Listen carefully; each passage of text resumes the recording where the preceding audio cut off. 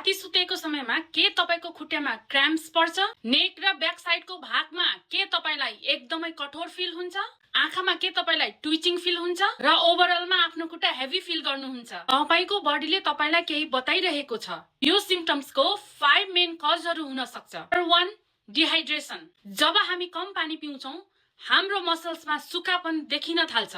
Number 2, तपाईमा इलेक्ट्रोलाइट्सको कमी छ, जस्तो कि म्याग्नेसियम, पोटासियम र सोडियम। यसले मसल्सलाई रिल्याक्स गर्न मद्दत गर्छ।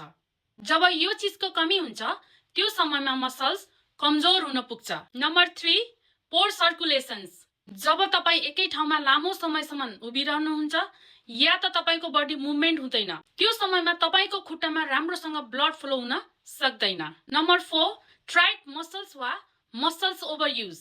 जब तपाई कठोर वा तीव्रतापूर्वक एक्सरसाइज गर्नुहुन्छ, त्यो समयमा तपाईको मसल्स ओभरयुज हुन पुग्छ अनि तपाईले ओभरयुज भएको मसल्सलाई रिकभरी हुने टाइम दिनुहुन्न। लास्ट वाला भनेको स्नायु इस्यु अर्थात सिभियर इस्यु। हाम्रो बडीमा नर्भ्सले धेरै सिग्नलहरू पठाउनेछ। जब हाम्रो स्नायु ड्यामेज हुन्छ, त्यो समयमा गलत सिग्नल दिनेछ। मसल्स प्रब्लममा यो पनि एउटा कज हो। यी सारा समस्याको सोलुसन एकदमै इजी छ।